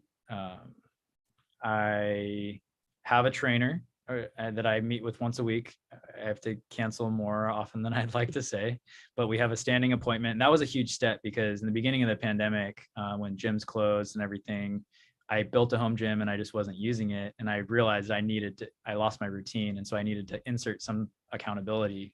So I got the trainer, and I still have that, but like I said, I have to cancel sometimes. For me, I'm starting to build in more forced accountability to take care of myself. So, setting expectations with other people to go do things. But I typically try to, eat healthy food and at least get 1 or 2 workouts in a week. My wife, she's probably busier than I am, and she also has been working out like every day. And so I'm like, okay, so it can happen. I'm just not doing it. So yeah, it's just tough to carve the time out. Yeah, I think it's a mind trick too, because in mind, like I know my work will only be like 30 minutes an hour, but that's 30 minutes an hour, well, not only is like 30 minutes an hour, but you probably have to travel to the gym, get dressed. That's like 2 hours out of your day. Yeah. You think of everything I can do on the business in these 2 hours, right? It becomes tough to justify, but the productivity, like, and I know this too. The productivity that you have when you work out, your days are so much better. It's totally true, but still I skip it a lot of times because I just get so caught up and busy with everything that's going on. But I'm always thinking about it. Do you work out in the morning or in the afternoon? I've done both. I've historically been more of an afternoon workout person, but working out in the morning before a work day, it does definitely give a lot of energy. So every time I've done that, I've appreciated it, but I work late sometimes, and sleep is nice too. So what's your sleep schedule like? Are you like one of the Elon Musk people, like sleep 4 hours a day and operate? You got to get 7 to 8. I'd say 6 is pretty typical. Yes, sir. 6. But we've done, like I said, we've done plenty of all-nighters, and I'm definitely the type, and I think this is part of the military mindset that's been built into me. Like if something big was happening and it had to be done, Oh yeah, there's no sleep. You just wouldn't go home. You might get a cat nap here and there. Just keep working. And so I did that enough working with the military that when it's happened here, I've just kind of powered through and done all-nighters, and then you get a little sleep the next day and just make it work. That catches up with you, obviously. Oh, yeah. And the bad part about it too is not everybody is wired that way, and so I need to be careful about it. Yeah. To not burn the team out too, right? So, yeah. Have you thought about doing a Kickstarter? Yeah, we have. Because we focused B2B and we have this product that's more kind of geared towards medical facilities. We haven't done it yet, but we're considering a direct-to-consumer product and having essentially building out into two products. One that would be more for somebody in their home, and that's more appropriate for a Kickstarter campaign. And I'd say we're getting closer to that. And so, yeah, I'd be excited to do that, and we're going to look into it more. It's more marketing than anything else, which I know you know. Yeah. So we would need to gear up on the marketing side a little more. We haven't done that yet. We've been focused on direct sales. We have some marketing materials, but before we do a Kickstarter campaign, we'd need to really double down on building an audience and building excitement behind our product, getting social media advertising going, things like that, and then do the Kickstarter campaign where people just flock to it. So, is there such thing as a perfect customer for your perfect industry for your product? Up front, it is the perfect industry for us is kind of like healthcare related. So because they have an understanding of the science. And that's really beneficial before we've fully built up a brand. If you understand the science, you can see why our product is better than other products.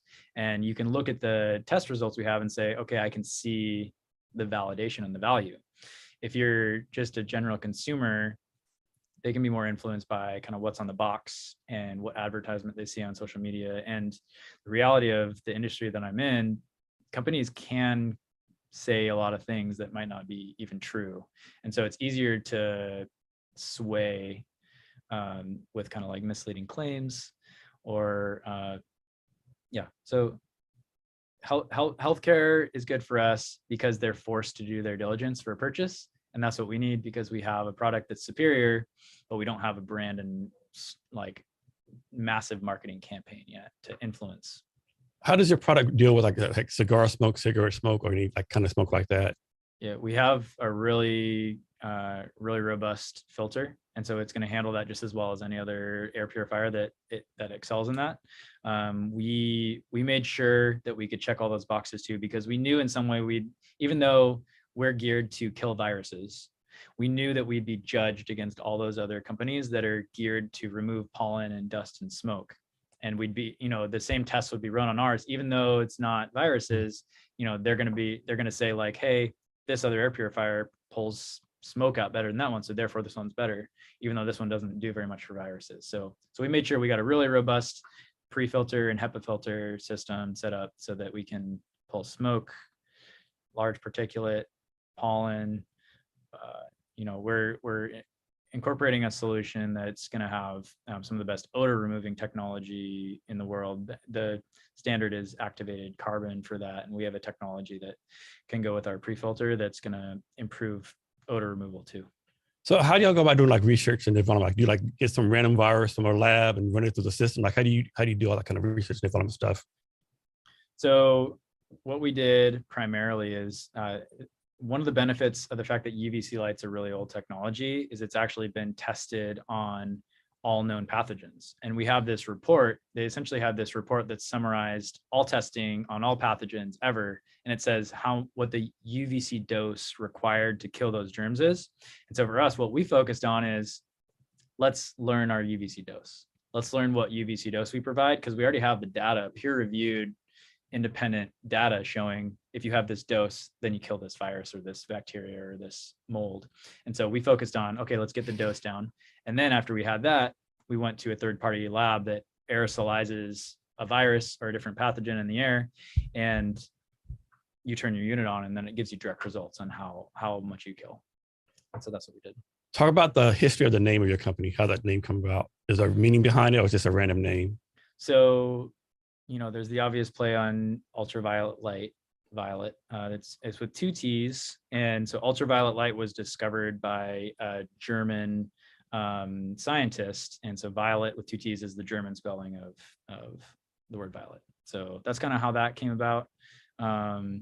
Obviously unlimited potential for naming a company, and I had a list of maybe 100+ names, narrowed it down, and I bounced it off a number of different kind of trusted friends and advisors. And on the tail end, obviously having a domain available to purchase is a factor. Oh yeah, that's that people don't realize. The days are gone. You have the .com, .io.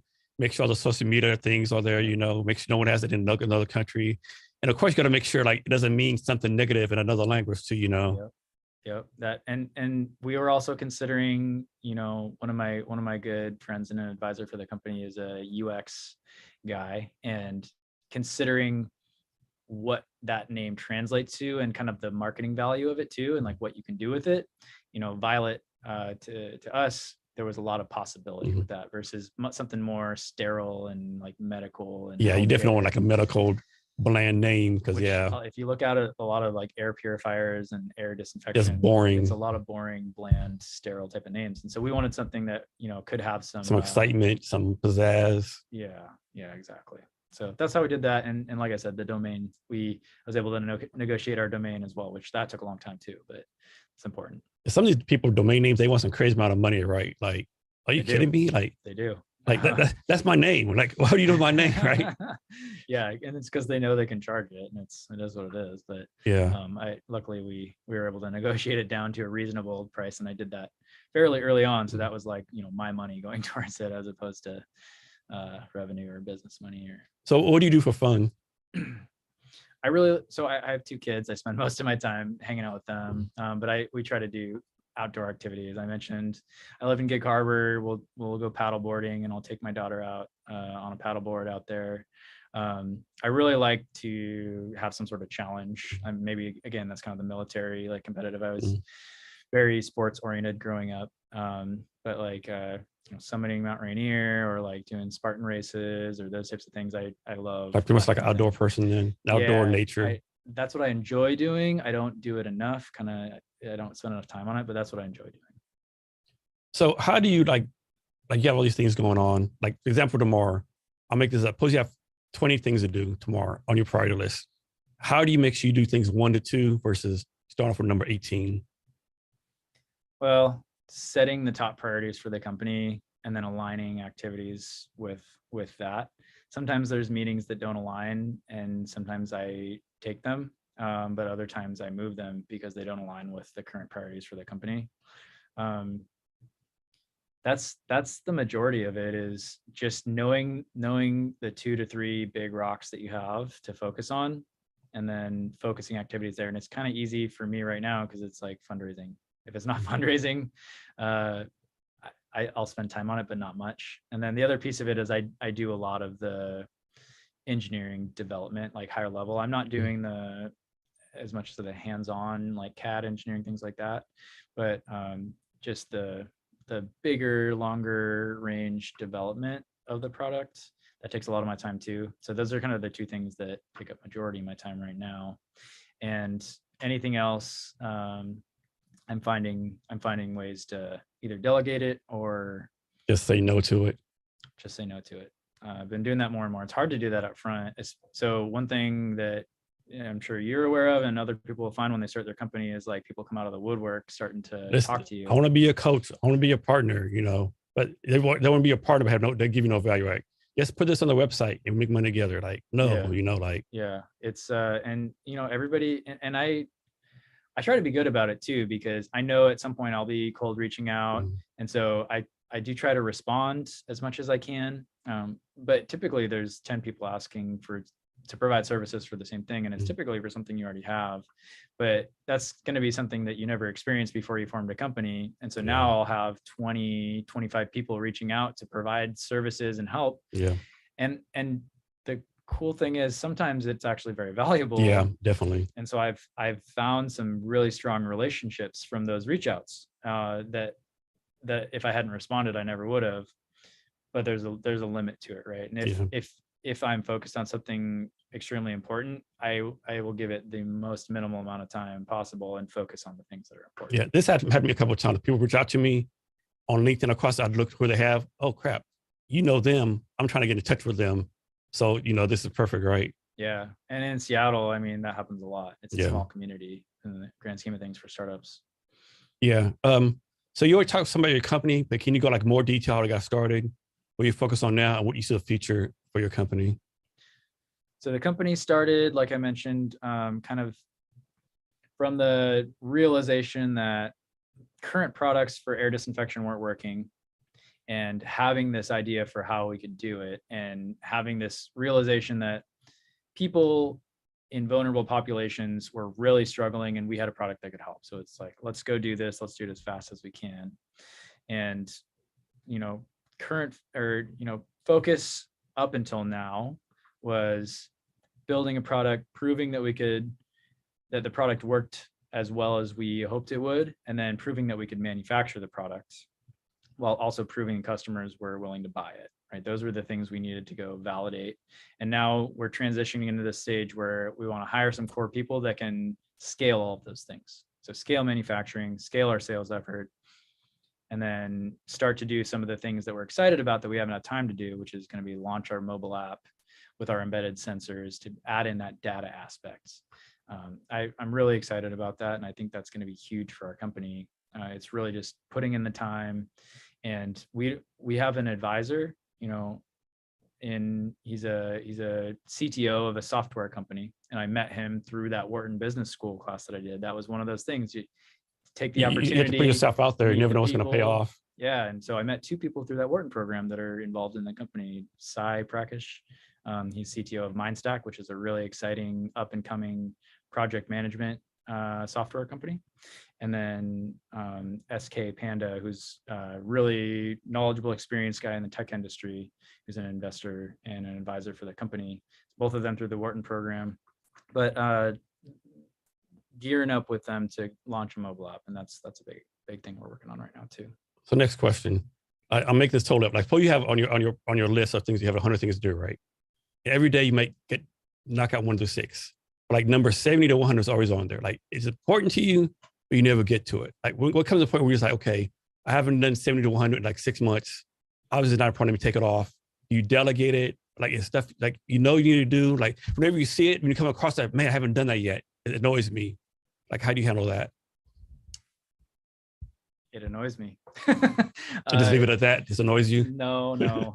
So sometimes I delegate it, and I've been doing better about that because it's tough to, especially when they are tasks that are your tasks, and it's not like explicitly with this engineering member or this ops member, like it's yours, but you just don't have time to do it. I've found more and more the ability to provide a little bit of background and turn it over because I know it will happen quicker that way. And then I've only started thinking about this, but kind of getting an assistant type to handle those types of things. Because typically those things, obviously, if you're not doing them, they're not critical and they just take time. And typically it's something that you can train. And so I'm looking into that now to be able to work through those less important, but still important items that take a lot longer to get to. And for me, the thing that forces me to do them is like, I create systems that will like flash in my face, you haven't done this yet. And it'll annoy me enough that I'll just, okay, I'm going to, take 15 minutes less time and, eating food or whatever. And I'm just going to knock it out. So you're early morning rise or more of a night owl? More of a night owl naturally, but I have young kids, so I get up. Oh yeah, so it's 24/7 operations in the Doyle house, right? Yeah, exactly. So talk about the importance of having your close friends, spouse, and family like supporting you. It's one of the hardest things. I've set up a system where like I have this dedicated time that I focus on family. Like no matter what's going on, here's the hours that I'm going to be at home with the kids and the wife. And I've been lucky enough to not have to travel very much yet for the company. You can do so much virtually. We've been able to do Zoom meetings, things like that. But I've learned a lot about the best way to do it. I haven't done it the best way the whole time. It's with so much in the air and juggling so many things, communication is definitely at the forefront, and it's something that I constantly try to be better at. But yeah, prioritize it. How old are your kids? 5 and 2. And so your wife, was your wife like, so you telling me you want to do a startup now with the young kids? Like, what are you doing to me? Yeah, she's really entrepreneurial. She runs a number of different nonprofits and associations, and she's extremely talented. But yes, essentially. Like now you want to do this now? Yeah. And I'm pretty stubborn too. So, I knew the opportunity and I knew it needed to happen. And so, again, I have a lot of room to grow. I could have been better through that whole thing. But there's not much more you can say. That part of it's really hard. And if you don't have somebody that you're with that's on board and understanding, it's gonna be really hard. Talk about this. I think from my experience, most people start a company, and I'm generalizing. I have this great idea, and I'll be rich in 6 months, or everything's gonna be easy, right? I mean, talk about the patience, the time restraints, the time, all that kind of stuff that you have to take effective. Because they say this thing takes 6-7 years. Like I said all the time, like Steve Jobs didn't come out for like 8 years, right? Facebook took quite a bit of time. It is not a get rich quick scheme, like not even close. The things that get publicized are, they show Facebook's rise and these like some random company raises $10 million over, quote unquote, overnight. Yeah, it's never the case, and you just need to understand that it is a long game. And if you're not willing to put in the work without the reward for a very long time, it's definitely not worth it. And the reward is definitely not guaranteed, right? That you look at the numbers of what percentage of startups. You might as well play the lottery or play blackjack at the casino every day. You probably have better returns. Yeah, and also if you look at the people that leave high paying jobs to do startups, even if the startup successfully is acquired or things like that, often with you're weighing the risk of it, it's usually a better bet to stay with the high paying company. But what you get from entrepreneurship is different. Oh yeah, no doubt. You have autonomy. You can be creative. Make a difference. You impact other people's lives. And so if that's what's important to you, you should do it. If it's about the payday, you shouldn't do it. Yeah, like with you have like these interns. If you're still in the Navy, you never really impact these interns' lives, right? You can impact them, mentor them, all that kind of stuff, right? Yeah, give people opportunities that they wouldn't have had otherwise. There's a lot of ways that a startup is great, but it shouldn't be for the big payday. If it comes, that's awesome, but you shouldn't expect it. So as an entrepreneur, you hear no all the time. How do you personally deal with like asking 10 things and hearing no like all 10 times? So what I've tried to do is if I have no control over it, like if worrying about it, doing anything about it isn't going to change the outcome, I don't dwell on it at all. So, I take the lesson learned from it. If it's a no, here's why. Take the here's why, move on to the next thing.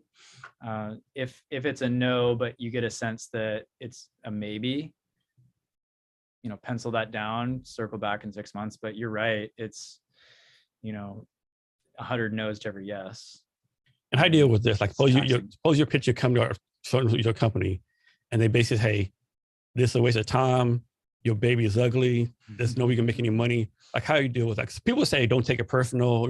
What's talk about like, it's your company, right? How do you not take it personal?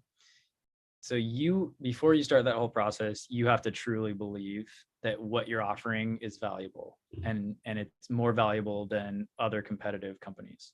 And if you truly believe that, then you can move on pretty easily from that because you just didn't properly explain to them, or their mindset is pretty fixed in this way for a certain reason and they don't see your side, and you just use it as an opportunity to figure out a way to crack in and help enlighten them to why it's true, right?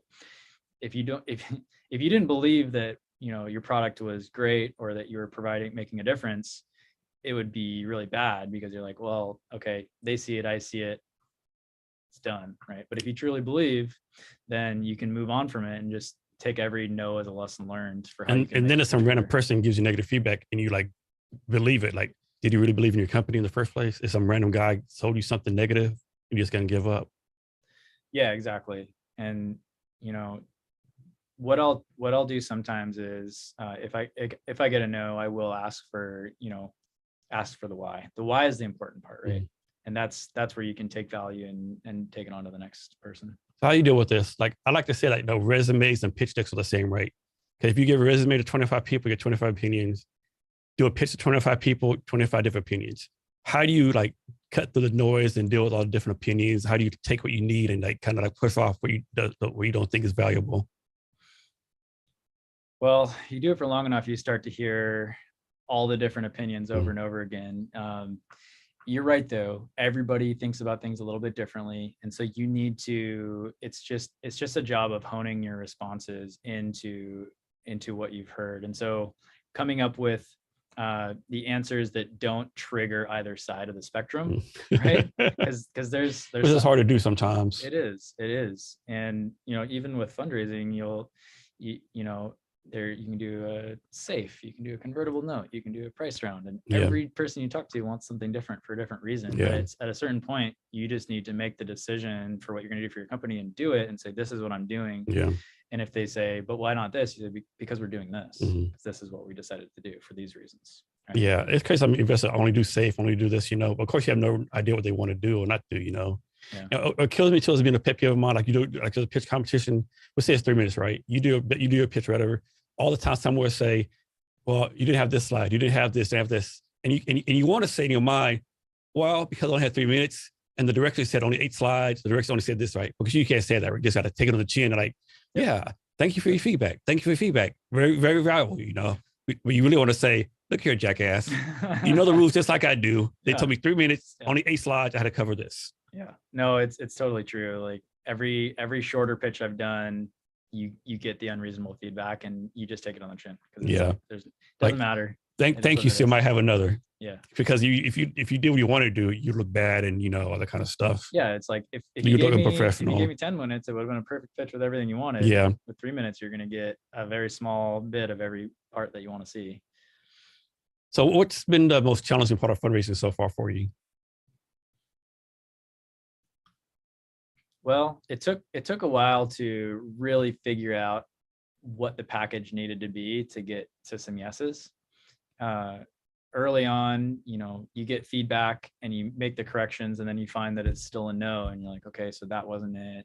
Or you pitch someone else and like, what's this crap in here? And you think to yourself, well, so-and-so told me to put in there, Yeah. And so the process of getting to a point where not universally, but, pretty much there's agreement that it's like investable. It was a long process. How many versions of your pitch deck have you done so far? I don't even think I can count. Yeah, it's pretty high, right? It changes very, very frequently. I'd say, major changes, probably the 4th, but each of those 4 change about every week. What kind of tools do you use like on a daily basis? Like it's like Asana, Slack, any like productivity tools you use? I use DocuSign all the time. I use Calendly all the time. Yeah, I couldn't live without Calendly. Yeah. Let's see. We use QuickBooks. I'm in there a lot. We use Smartsheet right now and we're using that and we enjoy that. Let's see. Yeah, those are the main tools, kind of computer-based tools. Yeah. So Branden, is there anything that I should ask you that I haven't asked you yet or anything else you want to talk about? Well, I think we've talked about majority of the things I wanted to. I'd say anybody that wants to learn more, we have essentially get in touch with us on our website where we sold business to business majority of this time. We're just now starting to, now that we're able to manufacture more, we're able to open this up to more people, more places, more things. So, it's a cool opportunity. If somebody sees a situation or has a need to create a healthy, safe environment for themselves or their family or other people, they can reach out and we can have a discussion about if it's the right fit. And are you still doing your beta program? So yeah, it's not a beta program. We're just selling the product now. Okay. But we're selling to businesses, so we don't have a marketplace where you go buy it. But if you get in touch with us or if you get in touch with me, and I guess you ship it to them to the mail or something. Yeah, we can ship it or deliver it. Branden, can you share your social media so people can reach out to you? Yeah, on LinkedIn, it's Branden. It's just Branden Doyle. Just my name. And let's see, Twitter. Our Twitter is Violett UVC. We're not very active on Twitter. That's something I need to improve as a founder. And yeah, LinkedIn's the best for me. I'm on there the most. Okay. And to listeners, we have the links to your show notes. Link to his social media show notes. You can find the show notes at www.cabinetshobli.com. Be sure to share this episode with your friends and network and subscribe, rate, review the Jason Cabinet Experience. So Branden, we're coming over to talk. Can you give us any advice or wisdom or anything you want to talk about? Advice. I would definitely say it's all about the people. So surround yourself with people that are better, smarter, improved from you in some capacity, and don't try to be the king of everything. So be willing to have the smartest people in the room around you and rely on them, and you'll be much more successful. And that's probably the biggest advice I could get, and just have high expectations for everybody. Branden, thank you for your time today. Really appreciate it. Thank you so much. And to our listeners, thank you for your time as well. And remember to be great every day.